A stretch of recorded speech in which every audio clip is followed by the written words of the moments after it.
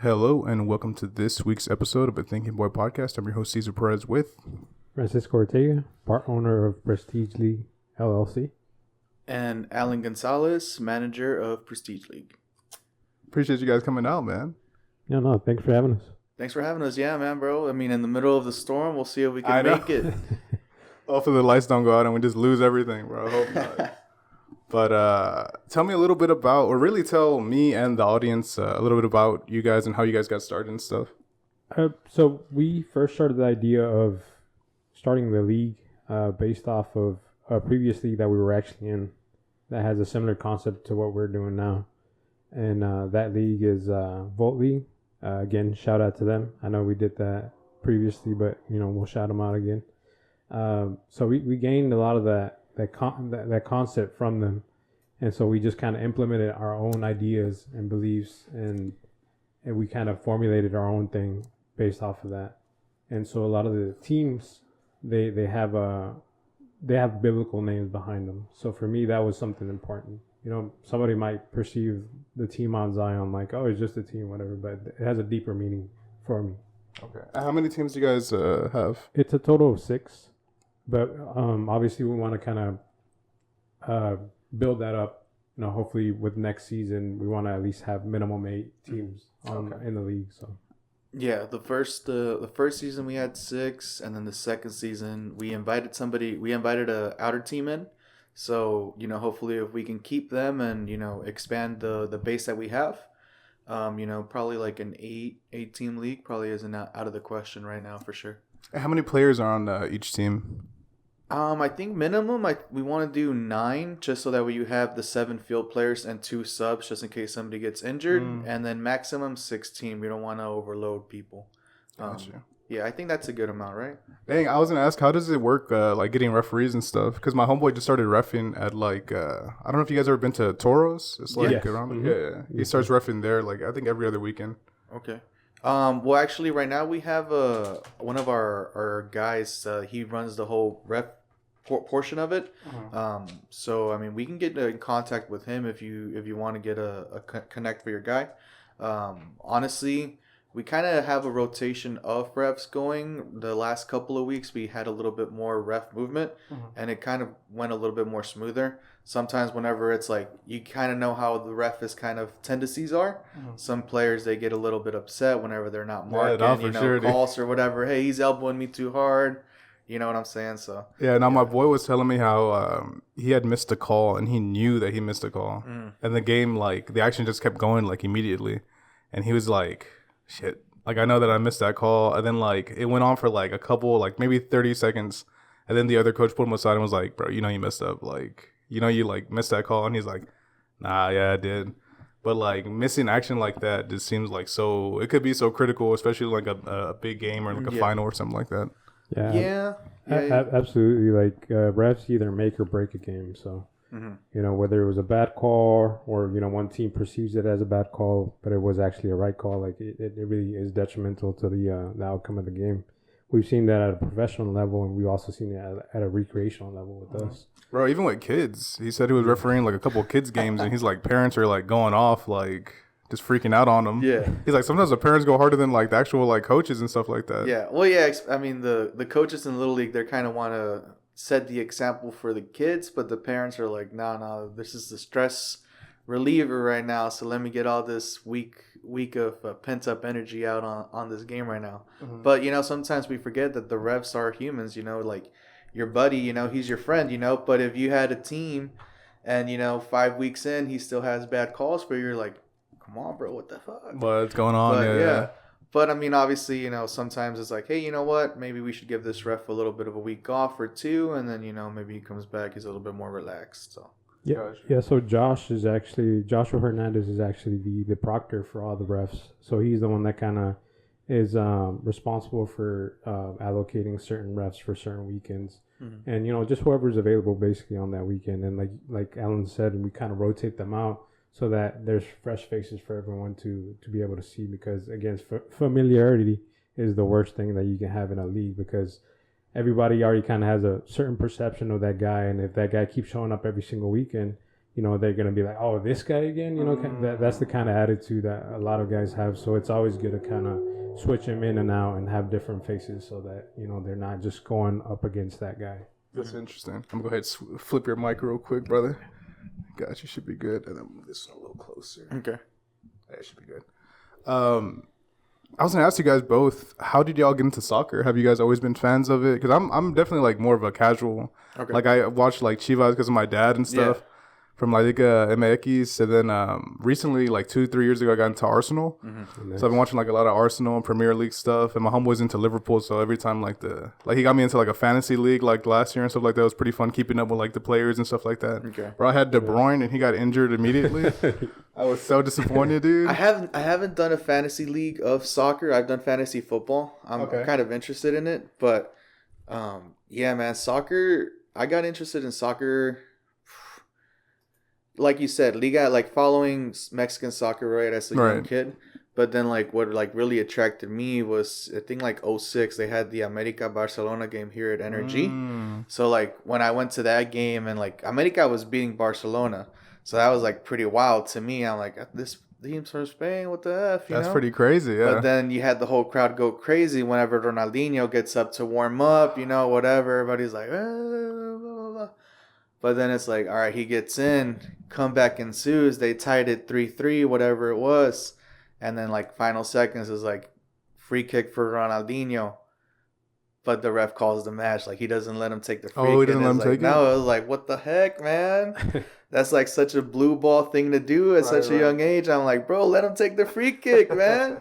Because those games are like friendlies, like, right? There was no like trophy or anything like that. It would have been cool if they would have went to penalties, right? Get your money's worth. Yes, that's pretty fun. Yeah, no, I mean, it was 3-3 tie, end the game, boom. But that kind of got me hooked into soccer.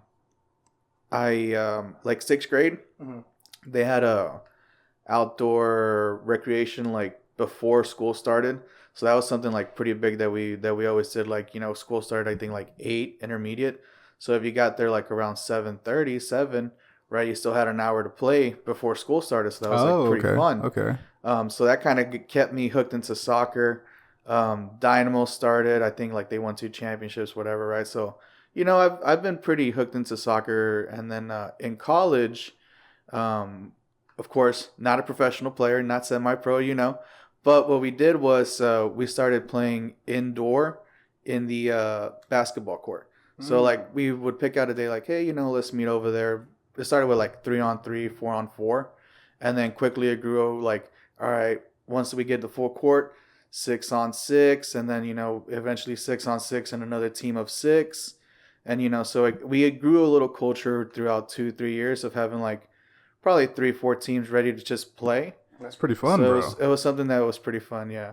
Oh, yeah. And what about yourself? So I actually didn't like soccer like at an early age. Like my dad tried to get me into it like from actually elementary school, and I just really wasn't into it. Like it's something that he kind of wanted to force on me, but because we come from a family of people that have played soccer, but I just wasn't into it. Like at the time, I just wanted to play Super Nintendo and play video games and stuff like that.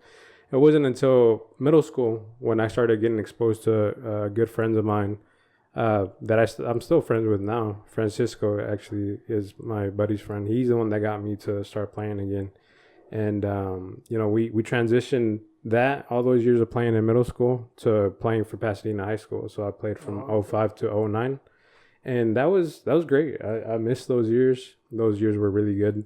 And, that grew from playing to taking a long hiatus of time off after I'd say I didn't start playing until 2013 again, 2014. I see you took a little break then. Yeah, it was a huge break. And so after playing, I started coaching. So I coached for from 2013 to 2017. Now I took another long break for like 2 years to travel. And so I started coaching again back in, what was it, 2021 when Volt League was around? 2020, 2021. Yeah, around that time. And, that kind of re-sparked that love for soccer. And here we are now. We're owners of a league. That's pretty awesome, dude. Yeah. Hell yeah, man. I have a similar thing. I had wrestled in high school.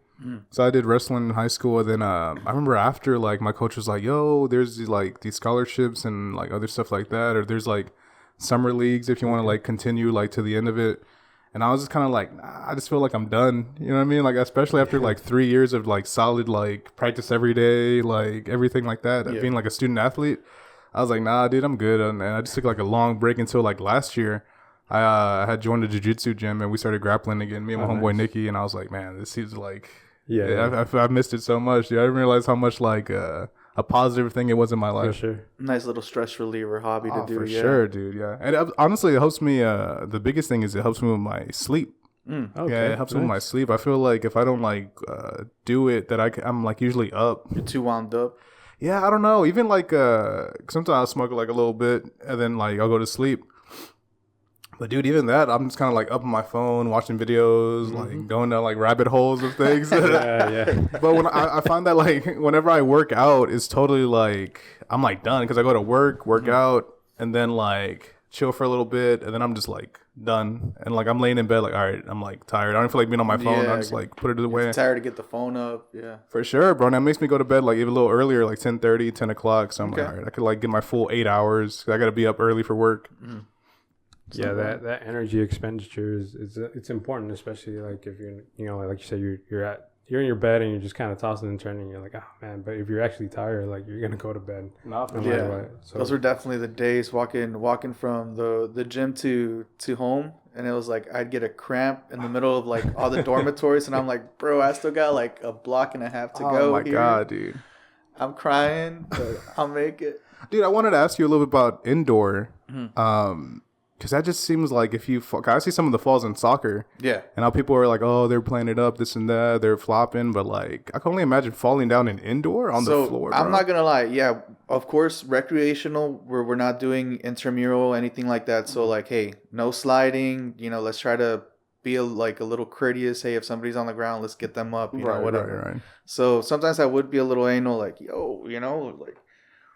We are playing a little friendly here, let's stop the game and help somebody up, guys. Come on. Like, this is a little too ridiculous that we just keep playing around. Right.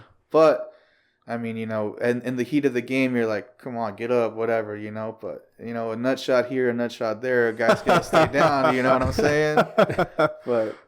Oh, my God. That's funny. Yeah, but, I mean, the way we did it was just 6 versus 6, no hard tackles, obviously shoulder to shoulder. And it's kind of like the same thing we do with indoor now. The refs know, like, hey, if somebody slides, and like it's kind of a judgment call if it's a harmful slide or if it's like I don't know if like a standing slide would be an adequate form of saying it because it's happened before. Like, I mean, there's been questionable calls from the ref that questionable calls from the player's part. And so they're like, well, that was a slide. I'm like, no, he literally he slid, but it wasn't a full slide, like a intentional slide. Yeah. So, that's kind of like calls into question, like, okay, was it or wasn't it? But it's up to the ref's discretion. And it's a little bit easier to regulate if it's like, we're just playing for free, come every Tuesday, Thursday, have some fun. And it's like, no, we paid, whatever. Right, yeah, and now we're competing. And it's like, okay. Yeah, I got a funny story about a high school game. It was actually a tournament, a Clear Creek tournament a couple years back, and it was we're on our last leg of the tournament, and we were at the bottom of the barrel. Pasadena was like last place, so we still had to play. I think it was Clear Lake or something, and I remember I was tired. I didn't even want to go into the game, and I was just like, man, we're done. And I remember a guy we both went at the ball, and so the ball was up in the air.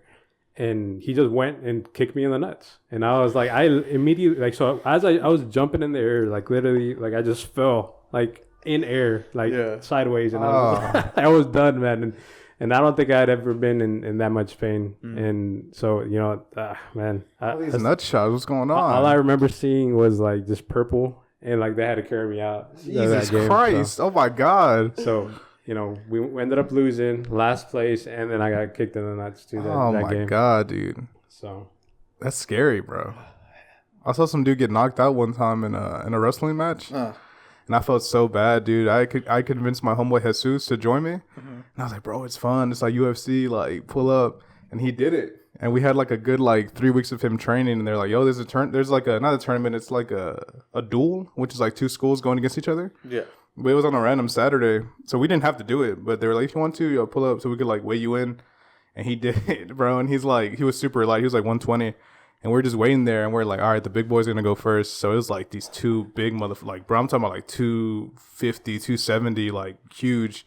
And they were just kind of like boom, boom.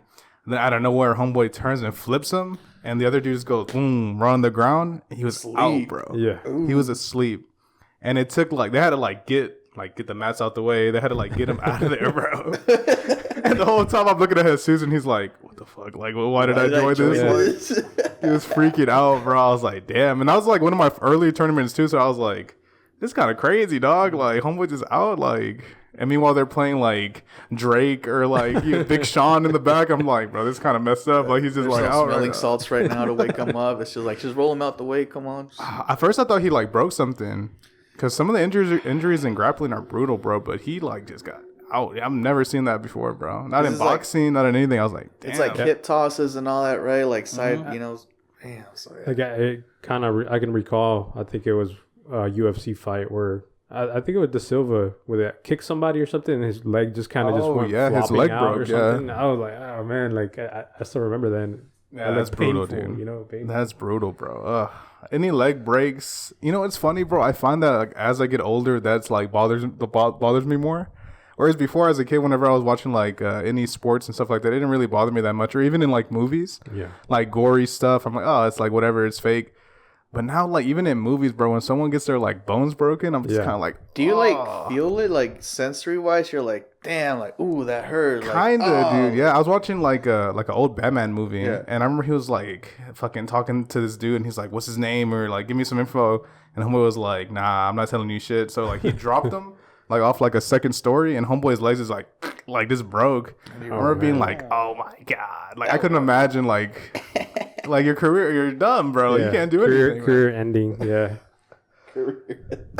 Have y'all seen any like how are the injuries like that in your guys' stuff? I don't think we've had any like very severe injuries in the league. Sprains and stuff. We have had some guys get like couple knee sprains, injuries, like sprained knees and stuff like that. But we might have to rework something with league fees just to get a masseuse out there, regularly. Or something like that's that, actually something that we did try to implement like after the first season.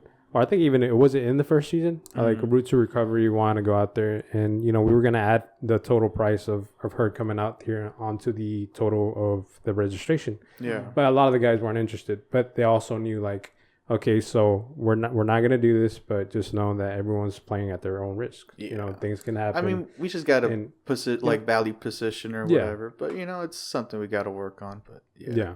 So that's kind of how it is in my gym, bro. Mm-hmm. Like, there's some dudes that begin like they be going hard, and I'm just like, bro, you guys are like get a little knot here and there. Yeah, I'm just like, you guys are doing. It just starts to lift the arm. It's just weird, bro. I'm like, you're doing jujitsu on like a Tuesday, like at 7:00 at this random gym. Like, it just seems like I don't know if it's the best idea to go like super hard like right now. You feel me?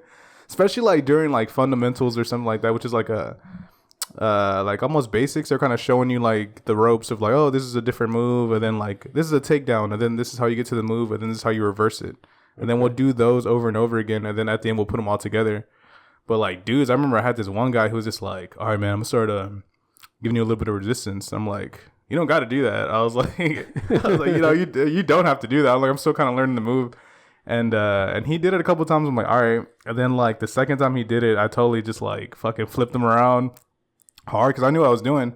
And he's just like, okay, yeah, we just take it slow the next round. I'm just like, that's what I'm saying, bro. Like, that's what I'm saying. I had some dude like land on my foot, bro, because he did not. We were doing takedowns, and for whatever reason, he like didn't want me to take him down. Yeah. But the part of the drill was me taking him down and then going to the next move. Yeah. So he just was like being super like not about it. And the first time, bro, you gotta get practice. Dude, the first time I was like, okay, cool, like you're not gonna let me take you down. And then the second time, like I was like, all right, bro, like I'm taking you down. Like I know how to take people down. So I picked him up, and then I was gonna like trip him down. But instead of him like landing on his back, for whatever reason, he like went forward and landed like right on my ankle, dude. Oh my god, I had like a nasty sprain for like a good week, low key. Damn, it's just rough, bro. It's just rough. So is it like a mixed martial arts gym, or is it strictly jiu-jitsu? It's mostly jiu-jitsu, but they also do like kickboxing. But Okay. it's more like fitness, to be honest with you, Okay, the kickboxing cool. Right aspect of it. But it's really fun, man. It's like super close to me as well. Yeah, I have a friend which is also named Francisco. That yeah, I know, right? All these Man, Franciscos. just 3 of them already, bro. Like I'm not talking in third person, guys. I Spider-Man promise. meme looking. I know Yeah. for sure, bro. But yeah, he got into it. I think it was jiu-jitsu as well. And I think he goes to a gym in Channelview. He's out of town right now, but you know he's told me a little bit about it. So it's interesting to It's really to fun, hear about man. the sports and stuff. Yeah, dude. No, I really, really like that stuff. Honestly, like when it comes to like playing soccer, I play like here and there, like goalie wise and stuff like that. Like messing around with my friends because they're really into it. But I never really got into playing it. I remember I used to work out with some of the soccer people Okay. because my football coach or the football coach was also the wrestling coach. Okay. So right. whenever they had games and stuff, like he'd be like, "Yo, for athletics," he'd be like, "If you want, you could totally work out with like the football people, or you could just like run the track." Or I'm like work out with the soccer people, and I'm like, "Oh, I'll work out with the soccer people because I knew some of them." And bro, they used to put me through it, dude. It was Yeah. like nonstop running. Like, it was Yeah. crazy, bro. Running up like You're some like, damn, stairs. I should have just ran the track, bro. Low key, bro. But I remember one time, we did it because I had a game, and we were like doing like drills, jumping back and forth, and we were running around like not the track, but like the whole school. Yeah. And we did it like 3 times. I'm like, bro, how many more times do we have to do this? He's like, I don't know. Whenever coach tells us like Yeah. stop, I'm like, Jesus Christ. So like we did all that, and then we did like we were running upstairs and stuff like that. Then we did like sprints, and then like the period was already over. So he's like, all right, I want to talk to you guys. I'm not even part of the team, but I'm just like sitting there. I'm like, okay. And buddy started going off on him, bro. Yeah. He's like, you guys are fucking fat. You guys are out of shape. You guys need to get together. And I was just like, damn, like what's going on? You're like, I just worked out Yeah. so Bro, hard and then with like these we're, guys. we're like, he's all right, like take it back. And then we were like jogging back to the gym, and I was like jogging next to him, like fucking harsh, bro. What's Yeah. going on? I was like, that's kind of like, that was pretty rough. He's like, oh man, I just heard some stuff from a movie I heard the other day, man. I'm just trying to like work it out and trying to motivate him a little bit. I was like, fuck, I don't know. I was Yeah. like, I don't know if that shit worked, bro. Character work. Yeah, I never, like back when I was, doing the training back in high school, like I never really kind of understood the importance of conditioning. And so I'd always kind of gripe and mope about like, why are we running so much? But it wasn't until like, you get into that position of being a coach that you're like, okay, conditioning is everything. Because you might have all the experience and all the skills, but if you run out of gas halfway through the game, like you're done. You're done. And so I experienced that many times with our players, because a lot of them would go out drinking on Saturday night, and they'd come on Sunday. They were worn out. A lot of them were out of shape, and so we'd get swept by these kids, like playing these Sunday leagues, and all it was conditioning, because they weren't better than us. I mean, our guys were veterans, you would say, but it's just we'd get gassed out halfway through the game. And, a lot of them weren't dedicated, but it would show. And so I remember losing in Magnolia Soccer League. Like, we ended up losing, I think it was a semifinal because of that. And I was like, man, you know what I mean? Like, we let this go because we got, right. over-conditioned. No, it's super important, bro. The like kind of road work aspect Correct. of it, and just kind of like putting in the work. Not for sure. I feel like sometimes when I miss like a week of jiu-jitsu and I go back and I'm just like, God damn, like I still have like the conditioning to like spar and roll around with, but like the drilling, I'm like, dude, this is crazy. Like, For I sure. can only imagine like. It's wild. I was like, damn, I took a week off. I can only imagine like if some of them, because we have some people at the gym that take like they travel or Okay. go on vacation. They'll take like a month off or like 2 weeks off, and I'm like, I couldn't imagine it, dude. Yeah. Like, even to me, like, if I miss, like, a lot of days, I'll, like, at least try to go, like, once a week or maybe twice a week just to, like, maintain some level Correct. of that. And also my job, I work at a warehouse, so I'm kind of moving Okay. around in general, you know what I mean? Now, my respect for the people that go on vacation and they still work And out. still work out. on That's vacation. pretty Like, tough. that's That's crazy. pretty Like tough. that's dedication right there. Yeah, nah, because they have a lot of gyms. It's like Gracie Barrows, so there's, like, a lot of Okay. gyms, like, around Texas and, like, the States. Cool. Right on. So, and they told me that, like, yo, your membership works. So if you're in Austin or something like that, just looking Nice. for a gym and you'd be able to work out, I'm like, I don't know if I'm going to do that, but Yeah. it seems like a pretty cool thing to have, like, that I could just find one and then, like, pull up there real quick. Oh my God, dude. I have so many questions about soccer, bro. You know what I really got into?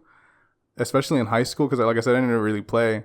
I like the swag of soccer. Like, the jerseys, the Oh, yeah. kits, the haircuts, like, really like the European style, but, like, that shit look fucking clean, bro. Yeah. Like, it looks so clean, like, and so like high quality. You know what I mean? Yeah, like the aesthetic. I mean, even from players that used to play for Germany, for example, like back in the 70s, like it's evolved. So everybody had a different hairstyle, like you said, different, kind of uniform. They had the collared back then and stuff like that. And so it's pretty cool to see the progression of how much it's changed now, like to where everybody has fades now, everybody has mohawks, and the uniforms themselves have changed a lot, and they're like lighter, kind of. They're like not as like baggy. I was looking at some like 90 like penalty. I forgot what team it was. I think it was the World Cup, and they're all like super baggy, like pants or shorts. Actually, I mean, we had a guy. His jersey kind of ripped like from the middle, so like everybody's jersey looks kind of regular, like normal day, and like his jersey looks retro because it's all baggy because it's all windy out there. It's like it's kind of looking a little style difference. He showed up with like, I don't know what had happened. I mean, I think they kind of told me what had happened. Like he had been playing like in a previous game somewhere else, and he was wearing it, and I think somebody like kind of was falling, and then they kind of just grabbed it, and it somehow ripped or something. Kind of yanked it a little bit. But it looked very funny. It was hilarious because it looked like almost like a crop top, like kind a of Zeke Elliott out there. But like a midriff playing some soccer. Yeah, exactly. Oh my god, it's funny. What I wanted to ask, what teams are you guys into? Like outside of you guys' own league, like a Euro League or not Euro League, but like a Premier League or Liga MX. What are your go-to teams? Okay, for Liga MX, I'm a Meganista, bro. I'm a Leon fan. Leon, okay, Leon cool. fan. Yeah, I'm a Guadalajara fan, but I'm also a Leon fan. Once because they're like that's from where my mom's from, Guanajuato. Mm-hmm. So it's like they're kind of near right there. So whenever they came up, 2-time champs, I'm like, all right, they represented it, so it's pretty nice. And for me, Liga MX by far like Chivas de Guadalajara. Yeah, there you go. Oh, you too. Oh yeah. Fuck yeah, dude. Yeah. Nice. Hell yeah. I really legit like them just because of my like dad. He's been so into him. I didn't realize how into him he was. Where like I went to his closet the other day and it was just like so many jerseys, shit, bro. And stuff? Just like all there. I'm like, damn. Like I said, liking the aesthetics of it, the stars like going across, the whole style. Like, all right, hell yeah, dude. It's funny because like my dad's into the Chivas and my stepdad's into America. Okay. So like they're always talking shit, bro. Like when he used to pick me up, they'd be like, "So what happened, bro?" Like, it's funny, like you said, year by year going through the jerseys, right? Sometimes they don't change a lot. But whenever you find those little differences, that's what makes the sponsors is crazy, bro. Yeah. I have an old one that's like it has like Reebok, and then I think I don't know what I think their sponsor is Puma now. Is it Puma? Or? I think so. Yeah, Puma. Yeah, because I have some of the new ones, and whenever they travel to Mexico, they always like hook me up with one, bro. The sizing is crazy though. I'm not gonna lie to you, because sometimes they'll give me like a large and it'll fit, or sometimes they'll give me an XL and it won't fit. I'm like, I don't know. I don't know what's going on. I don't know. If it's also probably like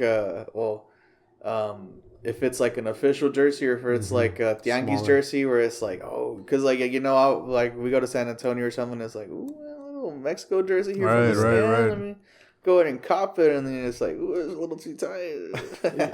It's crazy how it varies by brand. Like you said, Reebok might have jerseys that are naturally bigger, or Adidas might have some that are naturally smaller, and then you also have the authentic, player jerseys, which are tighter fit. And for sure. Those are definitely tighter. I definitely just prefer like Adidas kits over like Nike kits myself. It's kind of like shoes, no? Because I like some Nikes are like a little tighter than for me. Yeah. Depending on what size like it is. I'm naturally I'm a 10.5 in any size, but it's something about Nike that I have to get an 11, because like half a size smaller. I don't know why. But. No, I'm the same way, dude. I think my Adidas I have Adidas I have 11.5s, and then like for Nikes it's like 12s. Okay. Just because it's so tight, bro. Yeah. What about yourself? What are you thinking? I don't know. I think I'm like a 12 in Adidas, so I don't know if I have to be like 12.5 in Nike or something. Nike maybe, bro. Yeah. I think so, because like, like whenever we would play like with like as kids or whatever, right? I think I would get some Nikes, and they would have to be a little bit bigger than my shoes. So I wonder why. I don't know if it's like the style that they have or the way the sole is, but it definitely feels tighter. I think Nike might do like a little bit more of a narrower shoe. So I think that might be why. I'm not sure. Like overall, like if you look at Jordans or anything like that, right? It's kind of like a little bit more jagged. I don't know. Yeah, Right. I noticed that since my early years. Yeah. I don't know why. I don't know if they go by a different metric, unit or something. No Yeah. idea. But yeah, Nike was always 11. Could never do 10.5 in those. So I'm trying to think like of, because I would like for indoor, I would buy Adidas, and like yeah, that'd be like regular, just 12, whatever. But it'd be like the Sambas. So like okay, those aren't too pointy. They're kind of just like regular shoes. They're As kinda I get nice. older, bro, I gotta say, comfort is like a big thing. Mhm. Yeah. I don't really give a shit about like the style too much no Yeah. more, bro. Yeah. I wear like New Balances, like Asics, like just Yeah. anything that's comfortable, bro. Because like especially like working at a warehouse, I'm like, fuck this shit, dude. I don't want to wear like, I don't give a fuck about like Air Forces or anything like that, dude. $200 shoes that I'm gonna wear out during work. No, Nah, screw dude, that. I can't be doing all that. Yeah. Man, we mentioned Liga MX earlier, bro. I wanted to ask y'all, how did y'all feel about Mexico's performance in the Copa America? So I don't know if you listened to the podcast we did with Ulises. I haven't. No, I haven't. So I think we did that podcast before the Copa America started. Yeah. Oh, really? Okay. Yeah. So, but what I had said was Mexico is in the position they deserve to be in because they had just faced Uruguay. Uruguay was the coach that's coaching Uruguay was up for the job for Mexico. And he gave them the requirements. Hey, if I take this job, this is what I want. Ba, ba, ba, ba, ba. This is what we're going to need to do just so we can make this a little bit competitive. They're like, hey, take care, brush your hair. You know, we got a guy named Jimmy. You know what I'm Fucking saying? guy, bro. So I was like, okay, That you know, fucking that's guy. cool. So Uruguay, you know, mollywopped us before Little Copa guy, America bro. started. And then it's like, so, you know, I said, you know, Mexico is in the position they deserve to be in all aspects of it, whether it's the fan treatment, the fans saying the chant that's, you know, prohibited or whatever. Like, Oh yeah. that yeah. all started because of the directives that didn't nip it in the bud when they were supposed to. The position we're in now is because we didn't adhere to a good coach. You know, we have the availability to be like, all right, now you have to cut ties with Jimmy, and you got to be like, yo, Pep, Klopp, whoever, help us out. Yeah. We'll stay out of it, please. We need to revamp the whole system. So this was you think this was a trajectory then? They were already on this path of like Yeah, there was no turning, or they haven't showed the turning around, the bounce back, and whether it's like a knack for attack for you know, for scoring for the attackers, it hasn't came back. I don't know if it's a Chicharito curse or something, or if it's like, you know, because like he you know, shaved his with head and everything went to shit. Bro. yeah, with the What way happened? with the way the Mexican like national team is set up, there's kind of like a little mob in there where it's like, hey, these are the players we want. All right, this player, he's way too media friendly. He takes a lot of the media dollars. All right, kind of shelve Chicharito because we want all eyes on Memo or all eyes on whoever, right? Stuff like that. Yeah. So there's kind of a little game that has been played, you know, in the background where it's like, all right, Some politics, Carlos bro. Vela, Chicharito, whatever. It's like, let's go ahead and shelve these guys before they had to be shelved. And like, you know, now we're paying the price where it's like that experience didn't translate, where it's like Cuauhtémoc Blanco, Jared Borghetti, you know, all those players kind of played together, and then Cuauhtémoc Blanco, Guille Franco, Carlos Vela, Chicharito, that was like another attack, Gio Dos Santos, and then like Javier Hernandez, Carlos Vela, you know, whatever, like, you know, there was always a trajectory of like including the next level of attackers with the previous generation of finishers. Kind of like interrogating them Yeah. and then like Yeah. And with this generation, it kind of ended with Chicharito, Irving Lozano, and it's like now we've kind of hit a little bit of a lull. disappointing, bro. Yeah, and Alan did call it. It's funny that, you know, you brought that up because you did call it. You know, Mexico national team is getting exactly what they deserve, and you know, it's like you said. You know, there's something going on as far as like the FMF, like, you know, there's kind of like a mafia in a way. The way I see it, at least, like, you know, they want to have players that are marketable so that they can gain, you know, income, and that's understandable, right? But I feel like that kind of veers off from giving, you know, the small guys an opportunity just because, oh, well, we can't promote them this way or whatever. I saw a meme that said in the Euro Cup there's players debuting that are 18, 19 years old. Yeah. In the Copa America there's Mexican players debuting that are 29 years old. So it's like, that's me last year, homie, you know, if I was athletic. But you know what I'm saying? Like, yo, you should not be debuting in the, you know, senior squad Barely right now, at 29. You should be, you know, Exactly. 5 years into your senior career, 6 years into your senior career. Who's the Brazilian dude that's like killing it right now? Who's young as shit? He's like 19 or 20. Yeah, the 18-year-old, I believe. I forgot his name. He's totally scored, I think. No, or he gave like an assist during whenever they played. Yeah, he scored against Mexico when they were at College Station. Yeah, I just can't remember I his don't name. know his. I don't know his name. I'm not gonna lie. I haven't really been keeping up with soccer like a whole lot like that. But I mean, I think he just got a transfer to Madrid. Yeah, That's awesome.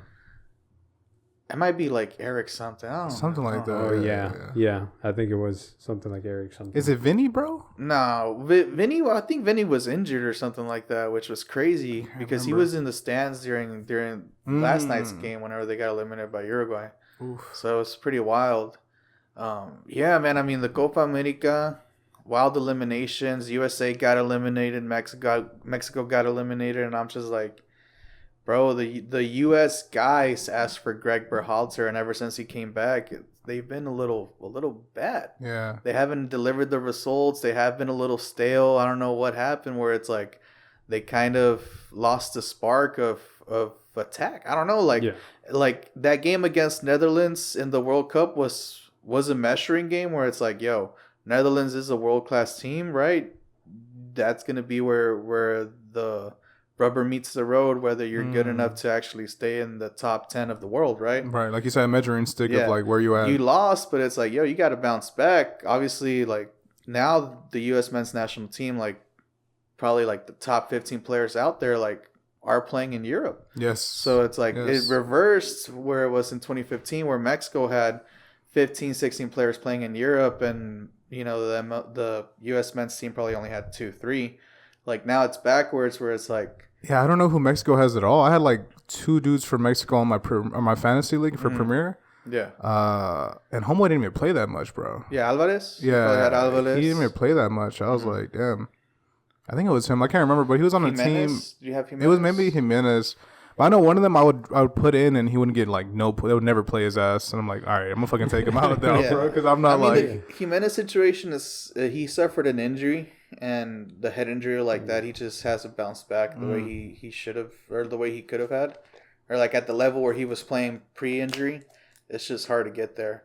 I mean, there's a lot of people where we lose out like that, where it's either Jimenez or Chapito Montes back in 2014 heading into Brazil. Like that was a killer game in Dallas. They were killing it, and just to have him get injured like that, it was pretty wild. But yeah, man, I mean it's a weird road where we're at right now, where it's like they're gonna have to do a change, but I don't think they're gonna do the change. Really. I'd like to think they would, but I don't think they are.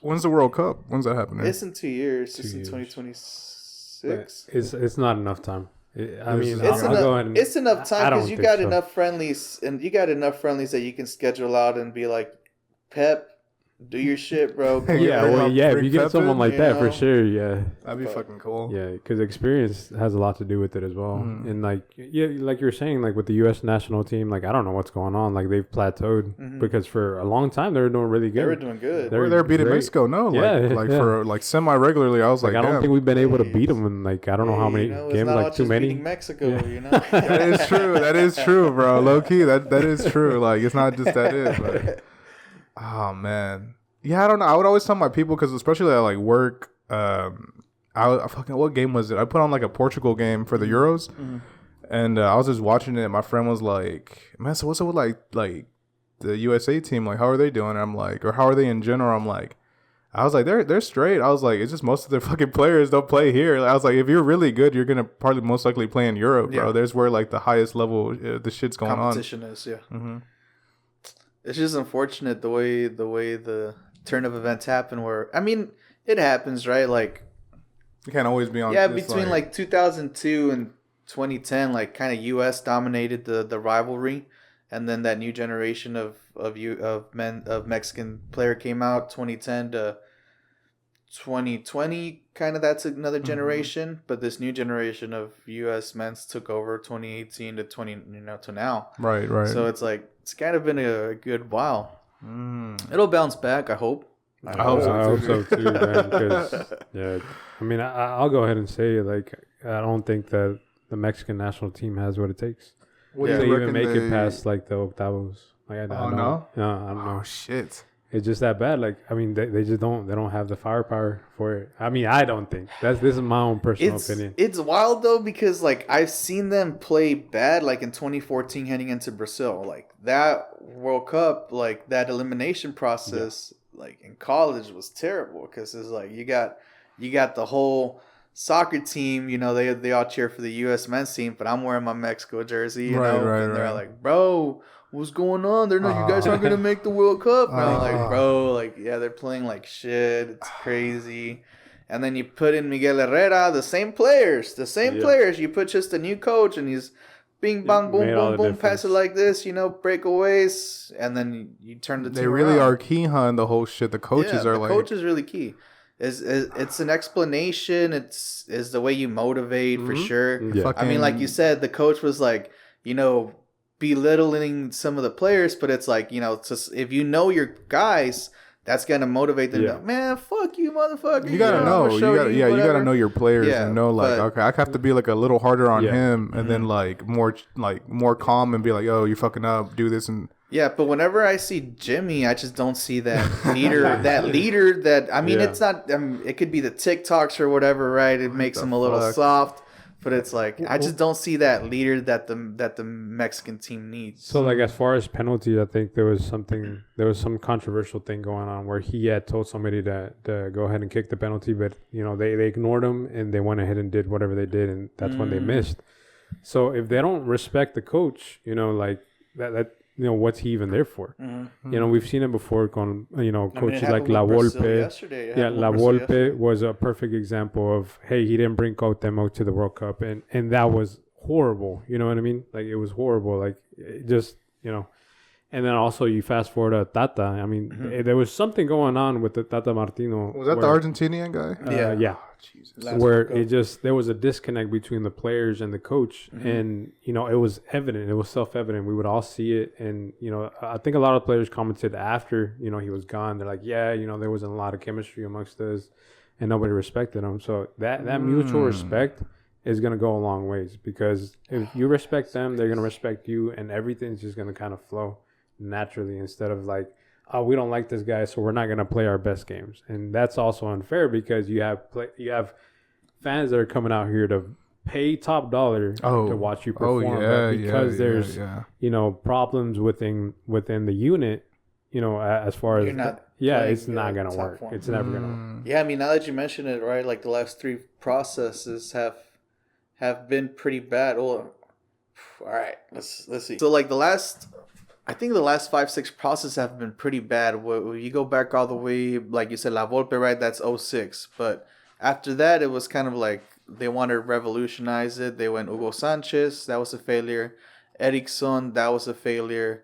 And then you bounced around De La Torre. He got you Copa America or Copa Oros, but you know he kind of ran his course. And then for the 2010 World Cup, you did Aguirre, right? Mm-hmm. You ran Aguirre back. Heading into 2014, like I said, terrible process for elimination. You bounce coaches around too, and then you end up with Herrera. Yeah. You know, heading into the World Cup, which was good.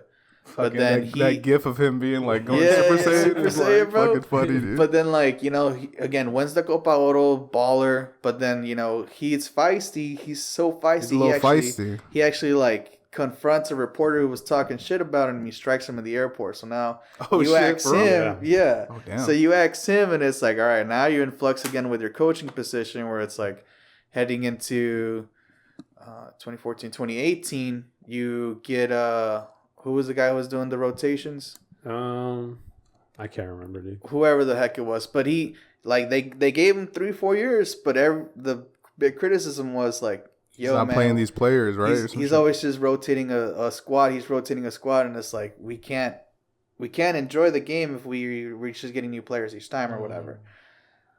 It was a Colombian guy, right? I think. Yeah. I just can't remember his name.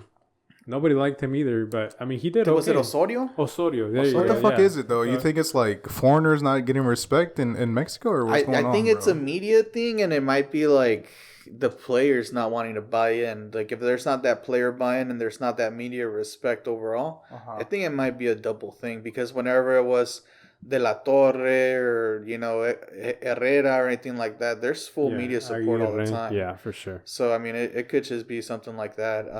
Aguirre, kicking somebody in the balls or whatever. De La Torre kicking somebody in the balls. And it's like, yo, we just got to keep him as coach. He's got to serve his 3 games. All these nut shots in soccer is crazy, dog. What's Hey, you going got to on? trip somebody, boom, high knees. And I felt like Osorio was definitely not, up to par for the Conducive, team, yeah. but he did okay. I mean, towards the end. you beat Germany, Yeah. in Yeah, the hey, World Dude, Cup. I was That's fucking a hyped, game, bro. Mad props for that. I was man. so hyped when that happened, bro. Former world champions, we beat them, Yeah. dude. What? And like honestly, like when you look at, although our, like I was saying, the coach tree, right, that's came through has been kind of horrible. 2018 Osorio, 22 it was the Argentinian guy, whatever, that right? motherfucker. And like now we got Jimmy, like the last World Cup instances that we had, like Mexico is kind of they're a killer if you really think about it. Like obviously you didn't make it out of this last group stage, right? But if you would have made it out, you would have knocked out Argentina. That's what would have happened. That would have been the big. champions, bro. They're the champs, right? So if you knock them out, there's a whole nother world champ, maybe France. Mm-hmm. But whether it's like in 02 they beat Italy or whatever, Yes. in 06 it was that game against Argentina, that was, but in 06 they had a pretty good group stage. 2010 you knock out France, in the group stage. 2014 that big group stage with Brazil, Croatia gets knocked out. That's like the first time Croatia's trying to peek into the world and be like, yo, Modric and all these guys are here to play. But 8-10 years later they get no trophies because they talk too much. You know what I'm saying? Yeah. And then 2018, it's just 2018 was the last year I would say for Mexico that they had a good team, and then so far it's just kind of been mediocrity since then. downhill from there. Makes sense, man. I'm really into the Panini fucking World Cup stickers and shit, collections dude. and stuff like that. Bro, whenever I think it was 2018, I started going hard on them, bro. 'Cause I used to work at like a convenience store, and we used to sell them.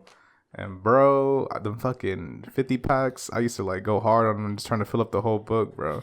What is it, like collectibles or something? Yeah, so it's like a booklet, bro. And then it's for like they do it like for other shit. No, Yeah, this so it's reminds like a picture book if you think about it. So the way the World Cup is set up is like they release 32, like a 40-page book, Okay. a page for each team, and then they release a sticker so you have to buy separate to fill out your booklet. So it's kind of like, I know Bimbo and all these other Marinela, they used Exactly. to have like the little figurines or whatever, like cards, collectible cards that they would have on the. Bro, I have some right here Really? actually, dude. Oh, that's crazy, dude. You can look through some of those, man. Yeah, that's wild, man.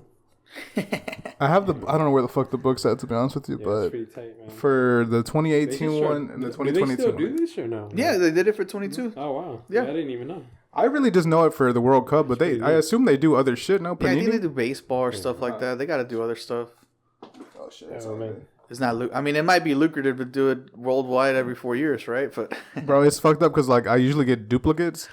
So if you look at the shelf behind there, it's nothing but Yeah. like players, dog. oh, okay. Like, I'm never missing one. It's just fucking crazy, dog. pretty But nice. what do you think? What do you think it's looking like then for the World Cup time, bro? What do you think for the Mexico team? Damn. What's man. happening, man? Because they're automatically in, under the right? Because gun like it's that? hosted here. He's just like, damn. What's the plan, bro? I'm trying to know you what really it's gonna spend that money and Like, go we're to trying to Mexico figure it for out no ourselves. reason? I'm trying to cheer. Like, I'm trying to figure out who to cheer for. You know what I'm saying? I'm trying to figure out if I like, if I do pay in 4 for some shit. You feel me? If I get like the little payment plan for like some tickets, but Yes. should I? Is it even worth it at that point? So yeah, I definitely want to go travel to Mexico. Like it's hard because, like we said, the team's bad at the moment. But I want to go to Mexico to see a World Cup game in Mexico. The energy, yeah. Yeah, but it's also like, or should I save that money, get a bus here, rent it out, do some traveling, a couple cities, hit it up, whatever, and explore the U.S. But I mean, we could do that. You could go to U.S., Canada, Mexico anytime you want. Right. Yeah. It's just like the whole vibe. I don't know. I kind of want to go to Mexico. I kind of do. Hey, I don't blame you. Yeah, they say World Cup games have like this extraordinary energy as far as fan base and everything going on. Like I had a homegirl that's from New York. That she went to the Russia World Cup and she went to a lot of those games and she told me, she's like, dude, like the experience is by far one of the best I've had. Yeah. So, I was gonna ask. So, like, I don't know if you guys know this or not, because it's a question that I always wondered. So, like, since for like something like the World Cup, where like you have teams advancing, how the fuck is it where like on the finals, like we didn't know who was gonna be in the finals, but like those seats are filled with like France fans or Argentina fans. Do they just sell those tickets like the week of, or the not the day of, obviously, but like the week of, or like as it's going on, or like how do you guys know like how often, or like the timing of when they go on sale? Because I always like wondered about that, because the group stages, like, oh, Mexico's gonna play Germany. Yeah, I'm a Mexico family, buy some those tickets, but like as it goes on, like how does that work? That's a really good question. I would assume, obviously, like you said, you buy your group stage. If I have looked correctly at the website, you can still buy packages for your team specifically if they advance, I believe. Oh. So it's like you can buy team specific, right? And if they don't advance, you can get a refund. I'm assuming. Okay. So I think that might be the way to go, because I mean it's you release the tickets per team, right? So if you're like, all right, these people already pre-bought, just give them to them, right? And they're gonna have to book their flight or whatever. If they're already here, boom, it is what it is. But I think that's gonna be the way to go. Just right now, I should have asked these people that question. I do Ubering on the side. Okay. Kind of main gig, not on the side. Gotcha. But I took some people. I picked up some Colombians, and they bought tickets for the Argentina opening game for the Copa America, the Colombia game here in NRG, and then the Colombia game in San Francisco. But those are group stage games, right? So it's like you said, boom, just those are set in, yeah. They're set in. But then I picked up Argentinian people who came for the quarterfinal game that was here. So they got the quarterfinal, semifinal, and final. So that would have been a good question to ask. Like, I mean, I asked them like, well, how much do you pay for the the set of tickets? They're like, $2,000 for the 3 tickets. So yeah, like, that's wild. That's wild, right? But it's like, damn, if that includes travel expenses and all it that, makes sense. It makes sense, yeah. But it is expensive. Being a soccer fan in general is expensive, dog. Yeah. Jerseys, like the other shit, especially if you get the authentic stuff. Yeah. It could be pricey. Sometimes, I think we talked about this last time, the authentic versus just like a regular jersey. Like the regular jerseys might be a little bit more loose fitting, so they might be a little bit better. Yeah, I have an Arsenal. They did like a collaboration with, like, I think Stacy something. It was like a designer, like a fashion designer, in like England, and that one definitely fits me like way looser than like the fucking like the one they actually have, like the one that I had this year. It's just different. I was gonna ask, like, do you guys watch any European teams? Any Premier League? Any Liga games? It's been a long time for me. I haven't kept up with Madrid in a long time, which I'm a Madrid fan as well. It's been a while since I've seen Euro games, but honestly, every once in a while I'll catch a Saturday morning game, like a Premier League game, but I don't watch it intently. What I mean by that is, like, back in 2013, 2017, right? You'd watch La Liga and you'd watch Barcelona versus Madrid. Let's see what's happening each week. El Clásico happens. I'm not going to school, whatever. Or I'm booking my classes specifically to have a Wednesday off or a Thursday off during Champions League. And, I pray to God that, the Champions League game is on that day, whatever. So it's like, yeah, man, it's like, and that's intently watching for me, where it's like, you just circle your schedule around, like, I'm going to watch these games. Because, like, now it's like the Golden Boot race is like, 25 goals. So like 25 goals, it used to be like 75, 60 or whatever. Ronaldo, Messi, competing at top notch, It was crazy, dude. I remember, I forgot what podcast I did, but I was talking to some dude about it, and we were like, bro, it used to be an event. And like I said, I was never like super into soccer like that, but like it used to be an event whenever they would play against each other, Barcelona and Madrid. Motherfuckers getting faded up just for the game, bro. Like wearing the jersey, like straight up, like they're like ready to go, watching it during class. Yeah. It's like a totally different thing, and I wonder if it's still like that. I don't know if it's like that here anymore, but I imagine like maybe in Europe, like in school, people are still going that hard. But I'm just not sure. I feel like the rivalry might be a little too cold. Like that rivalry, Barcelona's been a little too cold recently, but like the enthusiasm for the sport, I feel like it might be still there for other people for sure. I mean, you see it with the crowds that come to Energy. You know, like Mexico wasn't there, but you know they still filled it out For sure. So it's pretty good. Yeah, I'd say like at a local level, like if you're actually in Madrid, like they still, you know, go big on it. But as far, I think since Messi left Barca and since Cristiano left Real Madrid, like it's kind of, you know, it's watered down a little bit. Yeah. It's not so much on a global scale, which I mean it is, but you know, just not as it was before. As intense as it is. And I feel like something that might affect it is like who carries La Liga or whatever. I know right now it might be like ESPN, but it might be only on ESPN Plus or something like that. That's true. So a lot of that is just, you know, how you can watch the games. It's funny you said that, man, because my cousin, he pays for Fubo. So he got it really for like fucking WWE, like for Raw and shit. Yeah. So we were watching it, like, but I forgot what game was playing, but I was like, all right, let me like try to catch a game.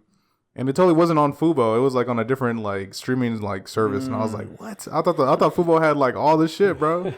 Because I know they used to have like, well, at least during COVID, they had like games in Italy that I could watch. They had games in Spain that I could watch. And like, well, that's the thing though. Like, right? It's a streaming right, so you might have the right for a year or two.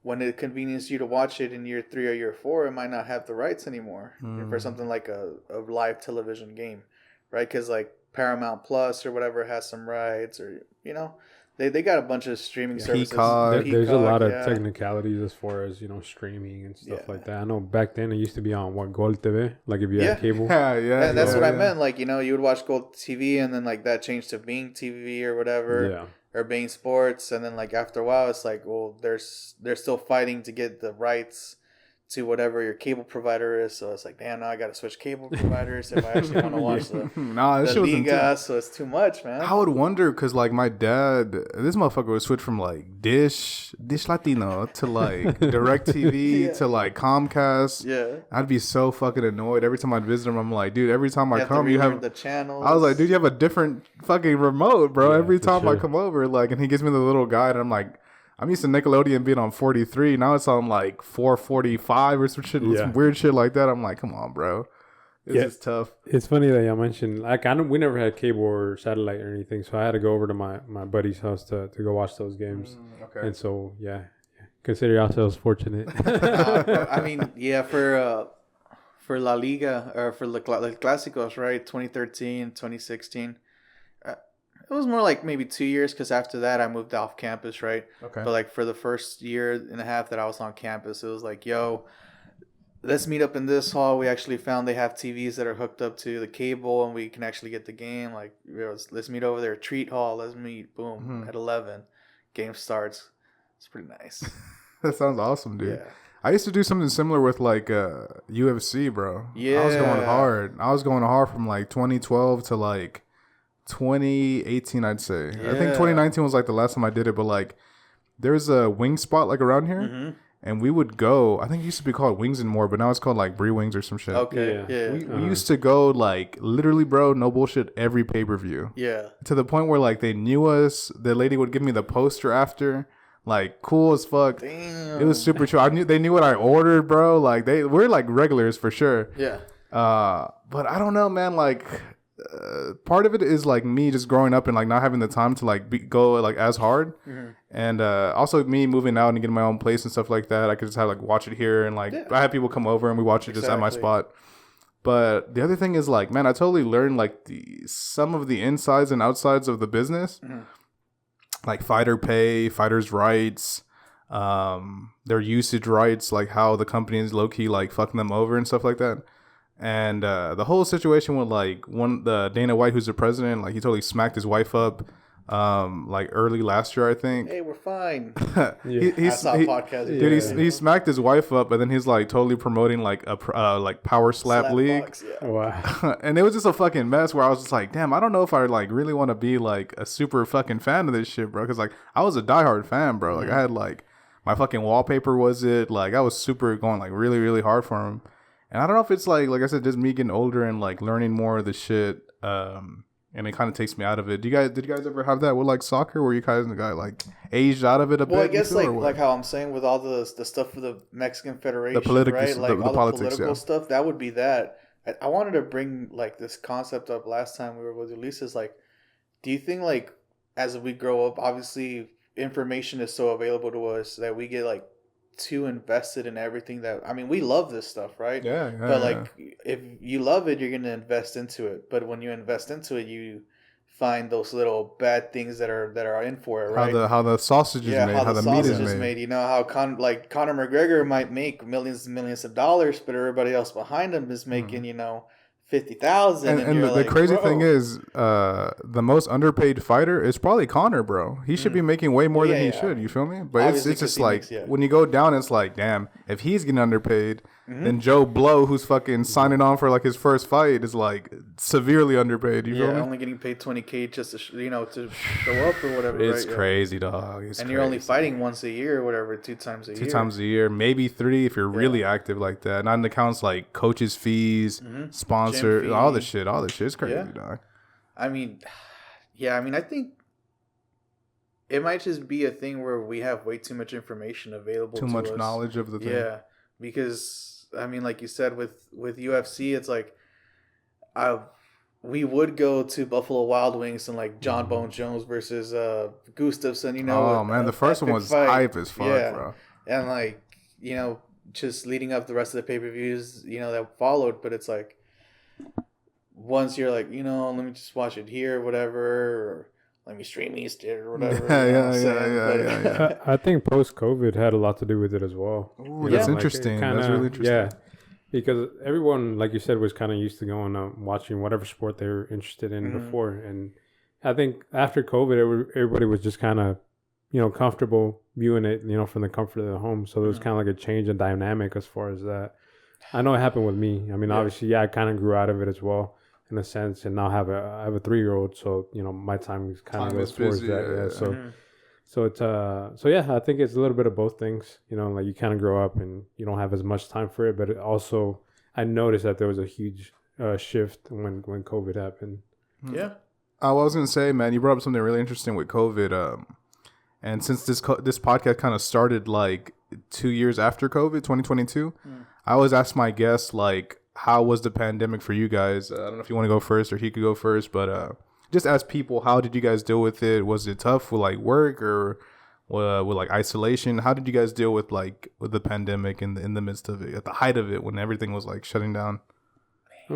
I'd say as far as me, like when I was working at the refineries at the time, it didn't really affect us. I know it affected a lot of people around us, but as far as non-destructive testing, inspection, it didn't really affect us. Like we're constantly working. Like these refineries need constant inspection. Like that can't stop at all. No traffic, feel me? I think the only people that were at the plants during that 1 month where everybody was like laid off were us and the operators. That was it. And so they're like, y'all are still here? Like, yeah, we're still here. So, we're fortunate to being able to keep our jobs. I know a lot of people didn't. So that's how it affected me. And also, like, I guess on, health-wise, at the beginning, like 2020, none of us really got sick like that. Like, I think it happened maybe like a year after. And then, like, I had kind of previously mentioned on the other podcast, I was kind of, and the beginning of the season in March, I got sick with long COVID. I didn't know it was long COVID at the time. Like, and so that was rough. That was rough because, it's like Alan said, you get this overload of information and you're like, it doesn't seem that bad after a while. It's been 3 years, right? 4 years. And so when I got hit with it back in March, I'm like, all right, I'm going to be good. And then, I'm still five months in and still having these after symptoms. And it's bad. There's certain days where they're really bad. But overall, like, I'm getting better. And so, It's been a process. Do you have like any allergies that might affect it as well? Or is it just the lingering no, effects? not that I know. I've always overall been healthy, and this is kind of like, usually you get sick from the common cold, and you'll recover maybe 2-3 weeks, a month tops. Mm-hmm. With this, it's like, okay, I had one good month, and then you kind of relapse back into whatever symptoms, because they fluctuate, man. Like it's like temple headaches, like gut issues, like heart palpitations. It's crazy. Like it ranges. Like you just never know. That's scary shit, bro. Yeah, for sure, man. That's scary. I'm glad you're doing better. Oh my god. Yeah, no, I appreciate it. Yeah. What about yourself, brother? All right. So pre 2020, I was doing like DoorDash and all that, so it's like pretty steady. But on the side, I do like ticketing, concerts or whatever, suites. So to start 2020, we actually went to Royal Rumble in Minute Maid, right? So it's pretty cool. It's like, all right, start of the year, pretty poppin'. Edge, bro. Edge coming back, fucking right? Hype, it was hype. As fuck, bro. And then COVID happens, and it's like, bro, everything shuts down. So, for DoorDash, I was like, just gonna keep rolling with it, because obviously you're alone, you're just working by yourself. It's pretty safe, quote unquote. One of the first weeks when the lockdown started, I was delivering food to somebody and handed it off. They came out.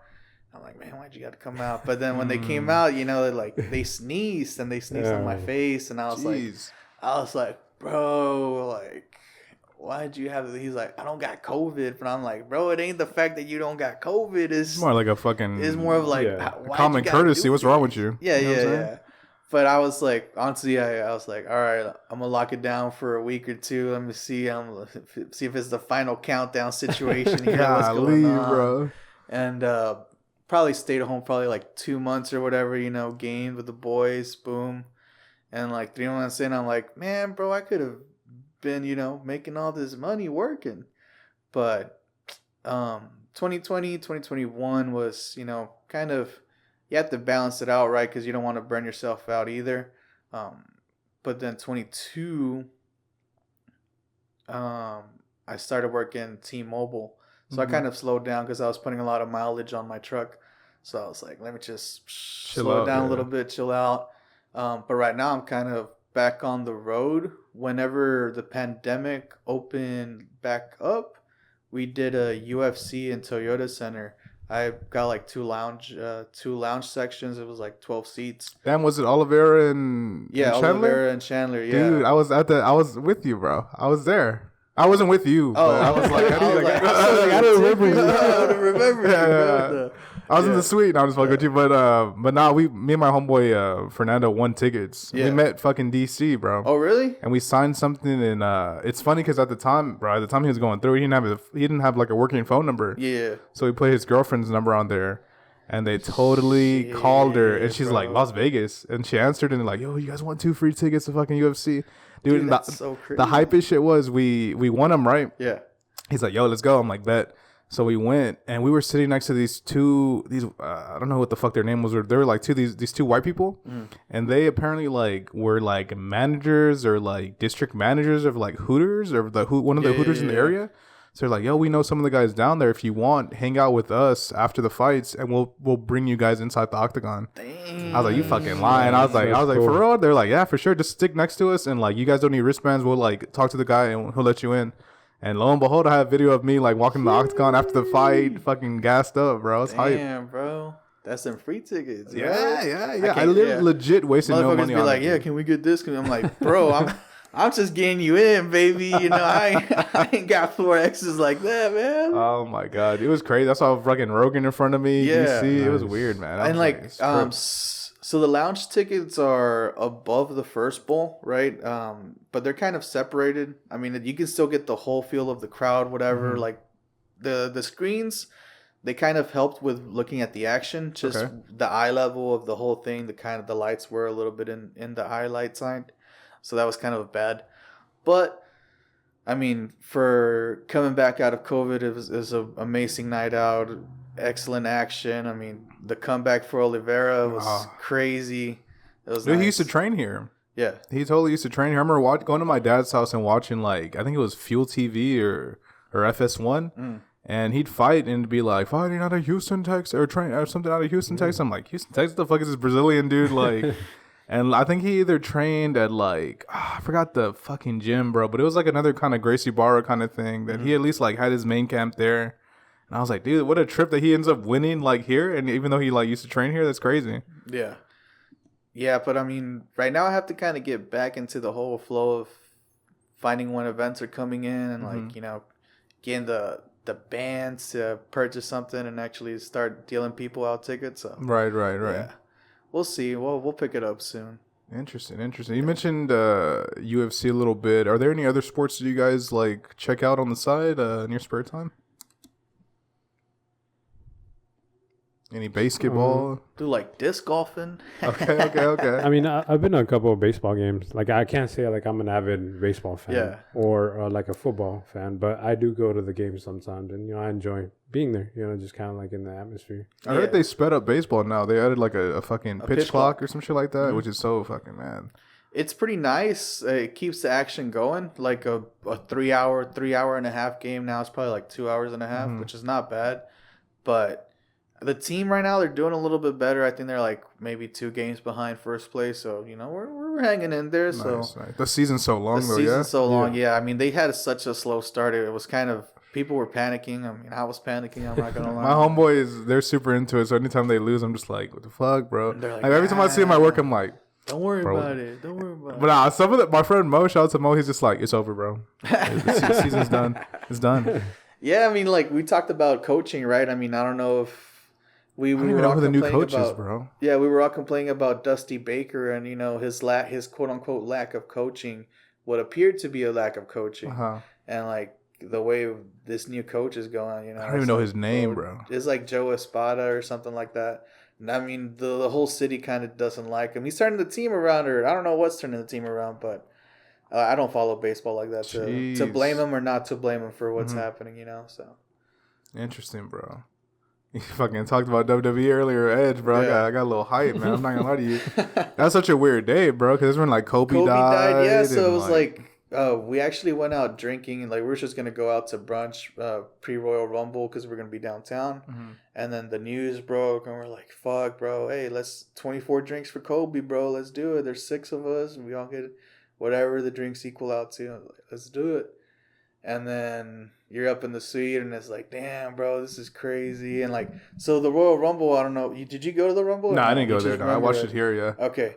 So the Rumble was crazy because it was Brock Lesnar came in at number 1, and he was just manhandling everybody. Yeah, man. So the heat, like the crowd was just booing so hardcore. I hate Brock Lesnar, bro. I hate that motherfucker. It was just to top off the day, right? Kobe dies, and now you got Brock Lesnar just ruining the freaking Royal Rumble.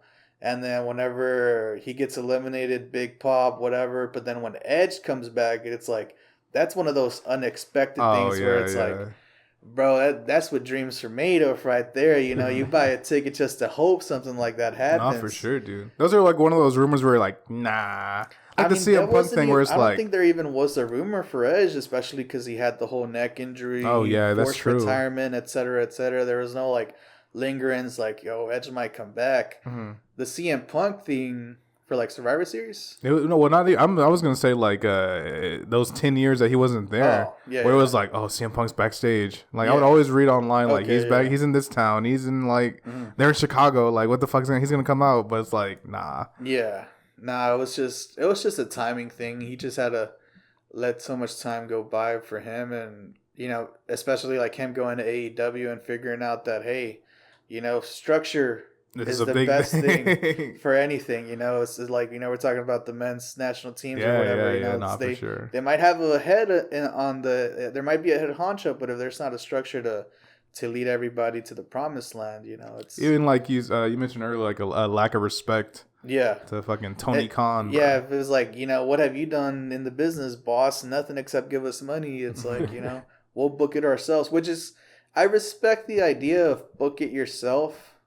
It's dangerous though. It's dangerous if you don't know how to book it.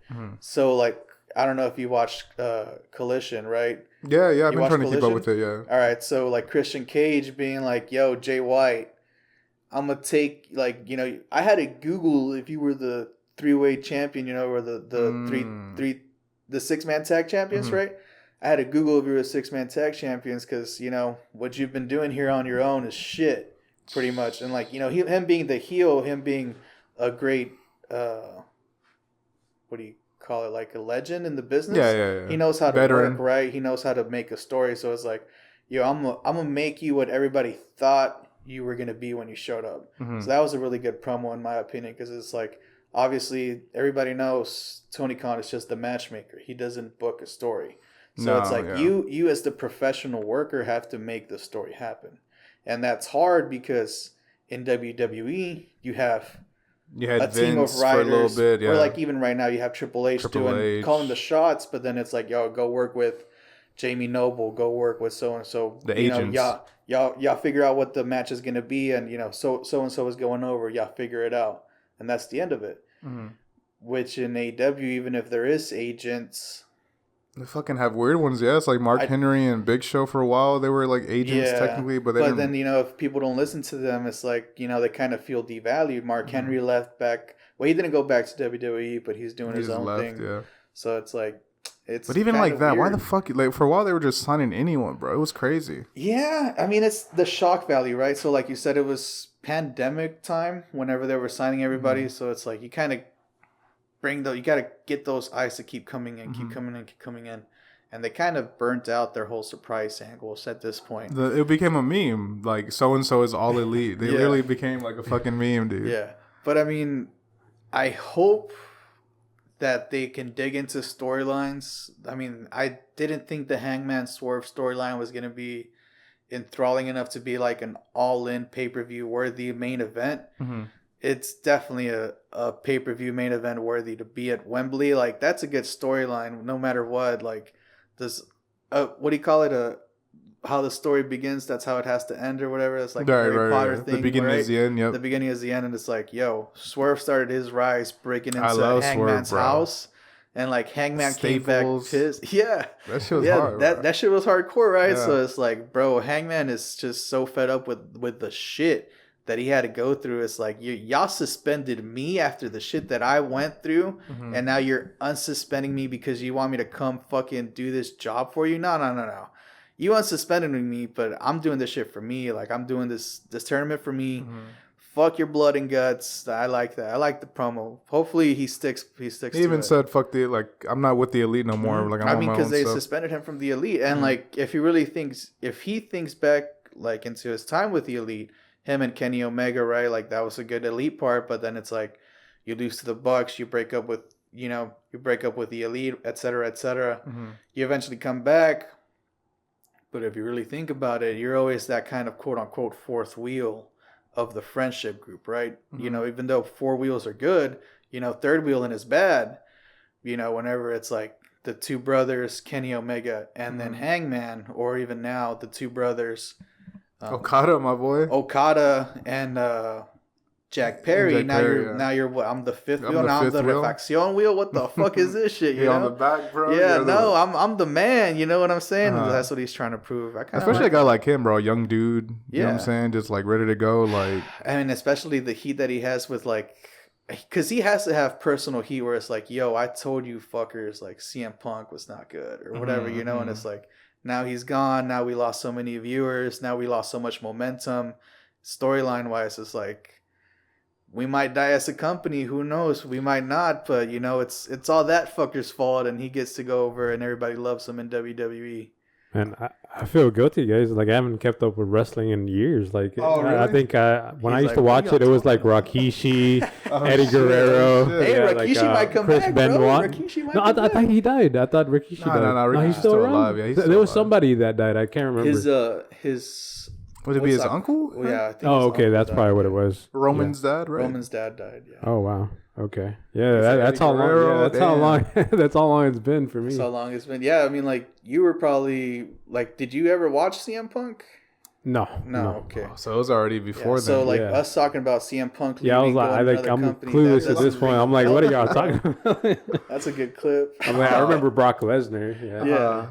So he went back. Brock Lesnar went back. Yeah. So Brock Lesnar left. Because I know he did UFC for early some time, 04, right? And then he went to New Japan. He did a bunch of stuff otherwise, and then he went to UFC. Oh, okay. And then he doubled out of UFC and went back to WWE to become top guy. Oh, wow. Like, okay. I'm the champ. I'm selecting dates.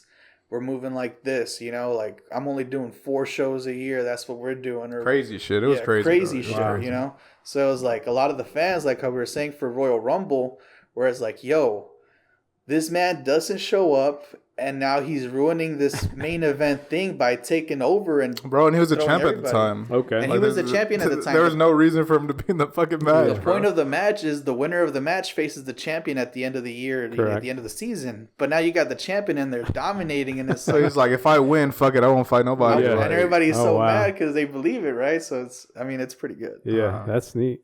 Yeah, but I mean, Yeah, man, that's great. I didn't know. Okay, I can see you like some wrestling, bro. Hell yeah, Yeah. dude. I'm Yeah. a big wrestling fan. we on our podcast, we're like, bro, like we do like 2 hours, like we gotta cut it short. We gotta cut it short, and it's like, bro, like I get it. We do have to cut it short, but like all the shit that happens from a week to week basis is it's like crazy. so fucking good right It's now. crazy, It's like dude, you can't not talk about it. Like even Money in the Bank. Like, did you watch Money in the Bank yesterday?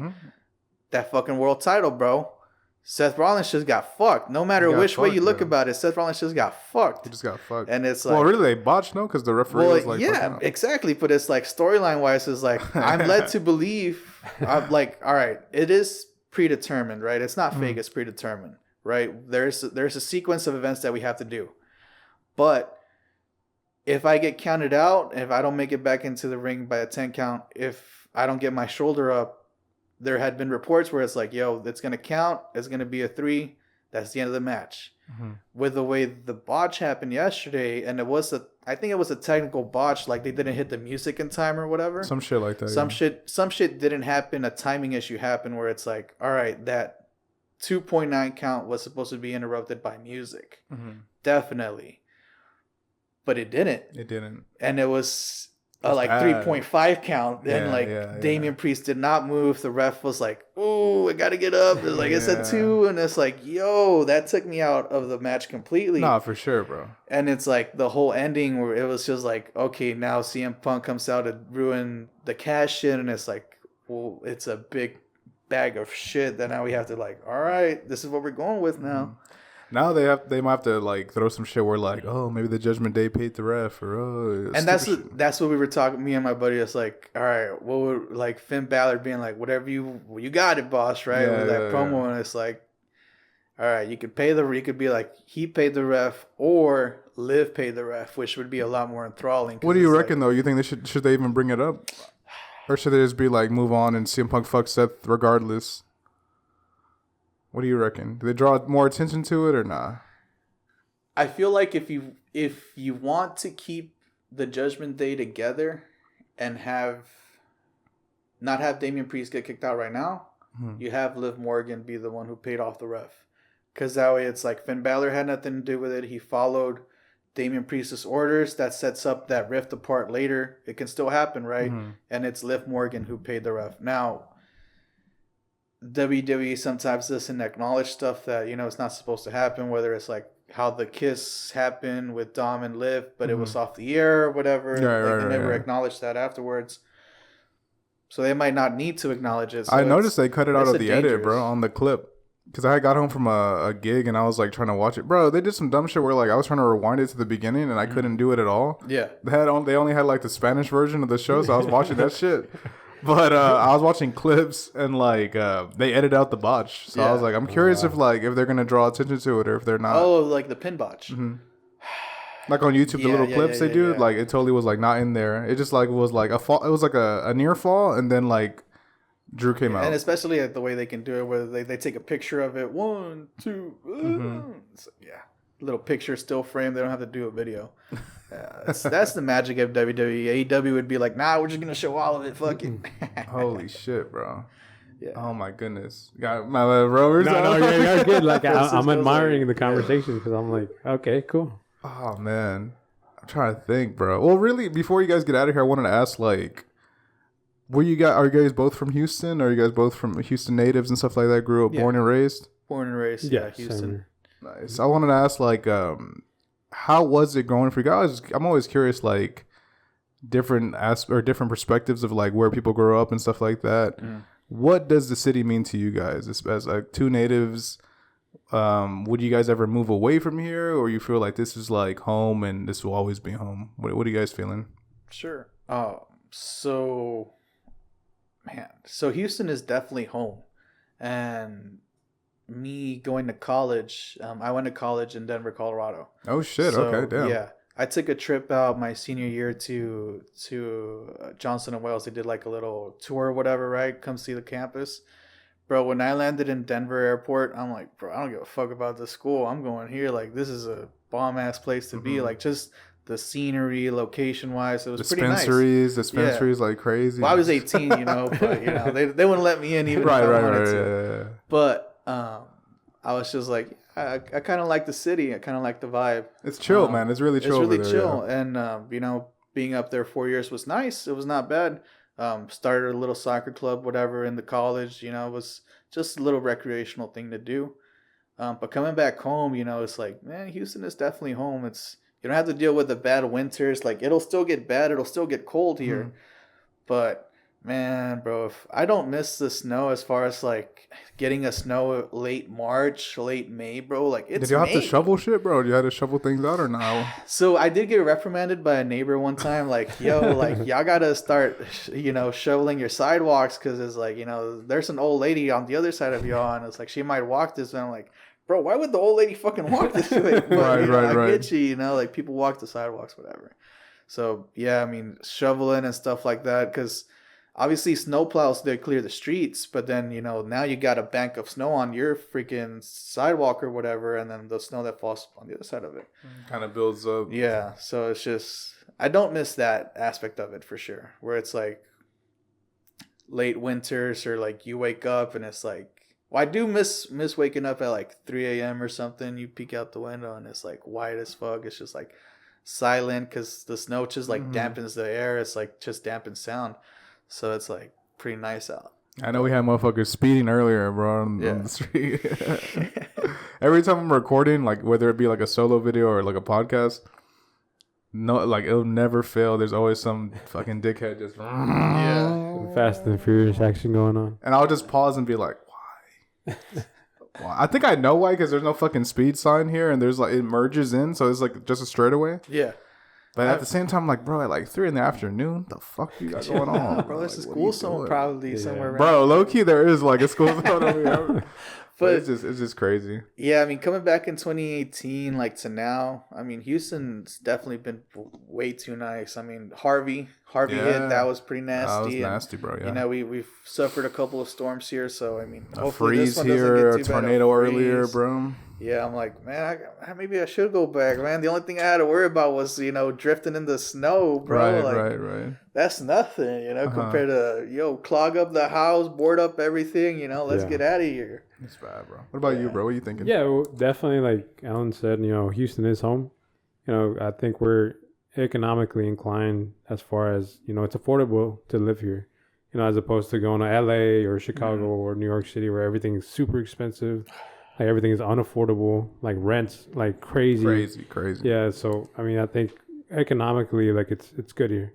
And so, I see that aspect. I mean, obviously we don't have like rivers, like, Austin, where we can just go, we can't get into the bayous here and stuff like that. But, I mean, as far as that, like I enjoy it here. I mean, would I move away? Yeah, probably, like life, comes at you unexpectedly sometimes, and I wouldn't be opposed to maybe moving away, for like a year or two, but maybe coming back afterwards. Yeah, I mentioned you did some traveling. Are you able to disclose like where you traveled to? Or? Yeah, so like in 2018, that was the year that I traveled the most. So I took a Euro trip. So I started in, I think it was in London, then went to Paris, from Paris to Italy. I think it was Venice, and from Venice to Munich to Amsterdam, and Amsterdam back to London. So, I mean, it was wild. Like, I mean, I don't know how else to describe it. Like, it was fun. It was wild. It was cool to see different cultures and just seeing how different people live. and the food was great. Like That sounds amazing, man. yeah, Honestly, like that sounds everything. really cool. Like even the McDonald's out there was like I tried a McDonald's in every single city that I was in.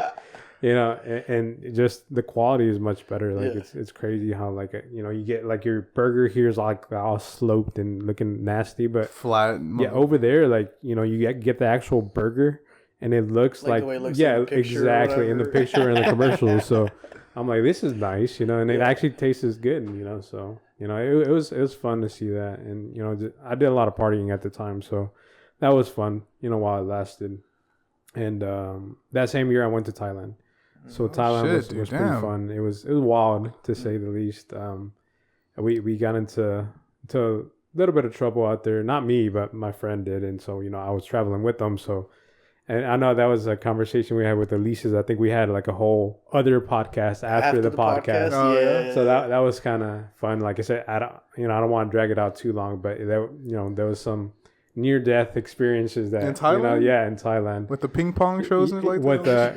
the one I'll mention one of them. One of them was so we were in Phi Phi Islands, but they call PP Islands for whatever reason, and so my homeboy he wanted to go to this place called Pila Lagoon, which is you know top best places in the world, like you know 7 wonders of the world kind of thing. And he was real adamant on going that evening. And I told him, I'm like, bro, like, there's a reason why we've been getting turned down by all these shops. Like, they're saying, you know, at Thai Tide, you know, the waves are crazy. Like, maybe it's a good thing if we go tomorrow. We still have time. He's like, nah, cuz let's go. We got to go today. So he kept pressing for it. And I'm like, all right, whatever. So after like 13 shops that told us no, one of them told us yes. And so we were throwing crazy money out there. Like 2,400 baht for them was a lot.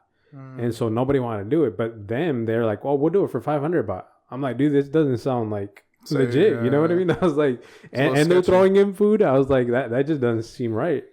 And so, you know, we quickly found out that evening, we're like, oh man, I was like, what did we get ourselves into? Like, so they all put us, like, it was like 15 of us, tourists, and everybody was, you know, the different kinds of people from different places. And so it was on this banana boat that literally had it had a motor, like they obviously took out from like a lawnmower, and so that's what's turning the little turbine thing on the banana boat. And so as we're heading over there, we're riding waves, dude. So literally we're riding waves, and the tour guide, let's call him a tour guide, he was like, all right, everybody move to the left, you know, because we're trying to balance the boat out. Like, everybody move to the right. Like, everybody move forward. Because like otherwise we're gonna flip over, and you have to like balance. I just remember at that point I was like, man, like I don't know how to swim that well. Like I knew how to swim, but not well enough. And my homeboy Ivan, he was like, nah, no pasa nada, because he's like, just like I'm a good swimmer. Like just hold on to me. I'm like, bro, like we're like a mile away from land. From shore? from land. From the shore, from the island. I'm like, it's not gonna happen, dude. And these waves are crazy. So like I just remember praying to God, and I was like, God, if it's my time, like let it be so. But if you know you still got plans for me, like please let me stay. You know, like I don't want to die. Goodness, dude. And then the crazy part about being out there is that nobody would have found out about us until like if they would have actually sat down and looked at the itinerary. You know, because most of the time, like I had no service out there. It's like I had this little Wi-Fi travel thing, but you know it was with me. So yeah, that was kind of crazy. It was a crazy experience overall. But once we actually got to Pila Lagoon, we're like, oh my god, this is beautiful. I was like, this is gorgeous. Damn, what time did you guys end up going around? What time? Like mid afternoon, I'd say like 5 or 6. Oh shit! Okay. Yeah, and apparently for them it's high tide, and yeah, and then we're coming back. So then as we're coming back, you know, we enjoyed the whole scenery there, and as we're coming back, we had to go through the waves again, and then there was a lot of the people there were drunk. And so they're like, hey, well, you know, we want to go see the glow-in-the-dark sea plankton. And it's like, no, dude. I was like, that means going back over there. I'm like, no, dude. Like, we got saved by the grace of God right now. And you're wanting to go back over there. I'm like, you can go over there, but I'm not. Yeah. And so, like, a whole argument broke out on the boat.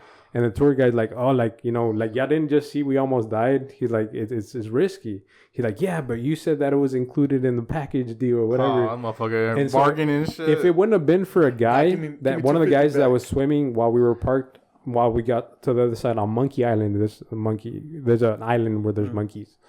And if it wouldn't have been for him getting bit by a monkey, and then him coming back and freaking out and being like, I got bit by a monkey or whatever, like we wouldn't have gone back to shore because that was all the leverage we needed. Like, hey man, we got to get this guy some medical attention, some shots or whatever, and that's kind of what made us go back. But yeah, these drunk guys were like, yeah, let's go back, and I'm like, nah, y'all can go by yourselves. Jesus Christ, that sounds stressful, bro. Yeah, it was, and so yeah, it's memorable to say the least. Yeah, that's a pretty cool trip though, man. To Thailand, that sounds badass. It's almost like the Hangover, part 3 or whatever. Oh my god, something similar to that, like a little watered down, but it was cool experience. That's wild. Good dude. people too. I want to ask, so like out of all those places you named, Italy, London, and even Thailand, what would you say is like your favorite spot? Oh man, if I could go back, Amsterdam and Munich. Amsterdam, okay. It was fun. Like the dynamic in Amsterdam is like it's a super chill, quiet place during the day. People are on bicycles. That's their main transportation. Like it almost looks like a college town. Like really, just mellow. And then at night, dude, like it turns into like this whole like yeah, like a different world is the best way I could describe it. Yeah, partying and I'm talking about like you got the red light district, and you got all this movement, people going everywhere, clubs, like all like they have smoke shops over there, and so there's different like shops where you can go smoke. I mean, I didn't because I worked at the refineries at the time, and I've never really actually been a smoker, but yeah, but but. It was fun to say the least, because I did drink at the time, so, it was fun overall just to see all these different kinds of people and, the culture out there. That sounds fucking dope, bro. Amsterdam seems like a dream destination, honestly. Amsterdam, Munich, yeah, that's a pretty good choice. What about you, brother? What do you think was your favorite spot that you've traveled to? Man, I've only traveled to like Mexico and stuff like that, but I think a favorite city is always going to be like Tequila, Guadalajara. Just going to Puerto Vallarta is always a nice pit stop to stop there. Just, get trashed before you head into your vacation. Always feels good. My family's out there. I've just never been to Mexico. Yeah? I've never been. I needed to go. It's pretty nice. I mean, honestly... They're from like Ameca? Almeca, like Guadalajara, Jalisco, somewhere. I don't know where it's like a little ranch, bro. So like honestly, for the World Cup, where it's like Mexico is gonna play in Mexico DF, they're gonna play in Azteca, Chivas Stadium, and Azteca. So it's like, bro, perfect trip. Go to Chivas or go to Estadio Azteca, go to Tequila, go to Chivas game. And then go back to Estadio Azteca. Like little trip like that. That would be a nice little trip right there. I don't know what the trip will look like, but yeah, it's pretty nice. I feel. Shit. There you go. You got some ideas. I got some ideas, bro. Go visit the family. Nah, for real, because like my grandma, she had passed away. I think like 2 years ago. She was like 89. She was like up there 90. Yeah. But my aunts and my uncles, whenever they're there, they like clean it up. She still has her spot there. They like put flowers. They're like really like kind of keep her like little spot like always clean. Yeah. So it has water, has light. It's really nice. Up to date. Yeah. So I definitely need to go. I want to go just to take photos, bro. Really, since I'm like a photographer. Oh, okay. Okay. I would love to take photos there, bro. It just seems like from the stuff that I've seen online, it's just like, damn, it seems like pretty badass. Like when the sun sets or the sun rises, it seems like nice. Really cool. It's definitely a lot of nice scenery. Even like some of the inland states, like there's a lot of mountainous and other regions like that. So nice landscapes for sure. Before we get out of here, do you guys have any dream travel destinations that you guys would want to go to? Places you've never been to that you would want to go to? Yeah, I'd say like the Maldives would probably be the top place that I want to go to. Somewhere or Bora Bora or something like that. Yeah. Okay. Something tropical like that would not be bad. Or so you hear that motherfucker? You hear him driving? Yeah. Tell it, dude. Like in Greece, whatever, Santorini. A place like that is pretty nice for sure. Sorry, a place that like Oaxaca. I went to Oaxaca. That's definitely a place I want to go back to. Okay. It was pretty nice. Yeah. Damn. What place in Oaxaca did you go to? I forgot what the hotel's name was, but it was like a pretty nice like 2-3 Michelin star hotel. Was it like a beach or? Yeah, it had its own private beach and all that set up. And was it Huatulco? I have to look it up. Because I don't remember, but it was pretty nice. They had like their own little transport, like if you wanted to go to another part of the city. So we actually went to like some waterfalls or whatever, and so it was a little nice like side attraction to get a little away. Nice. But yeah, That sounds what's up, bro. Well, I was gonna say, man, before you guys go, do you guys have any social media that you want people to follow you on, or pages that you guys want people to follow you on? yeah, Instagram. I think my Instagram is Space City SRE. Right now we're posting a lot of podcast clips right now, but then the other Instagram Yeah. page. So the league Instagram is called The Prestige League, and that's our main platform that we kind of use for everything. Yeah. Like we have a website, but we don't use it as much. So basically, if y'all want to get in contact with us, feel free to reach out, DM us on On The Instagram. Prestige League. Yeah. Yeah, I think right now we're probably looking at having like 3 teams looking to pre-register for next season. Yeah? So Okay. we gotta start churning next For season sure. soon. When does the season start, if you don't mind me asking? So this season kind of started a little late for us, Yeah. just team sign up wise. So that's kind of what gave us a big delay. Like right now, we should definitely be done 2-3 months ago, but we just had a little bit of delay issues. We usually start, I think, like November, and we kind of end around February. That's like around 15, 16 weeks. Yeah, but that's like wrestling season. Wrestling season was November to February. Yeah, I feel like right now with the weather, I mean, we've had three, man, 4 weather cancellations, and we just wanted to cancel today's because Yeah. let everybody prepare or whatever. That way, nobody has any complaints, anything like that. Yeah, like I said when you guys got here, I had no idea this shit was going on. The hurricane and stuff Yeah. like that. I was so unaware till like my apartment kept fucking spamming shit. And then they had left a note on my door.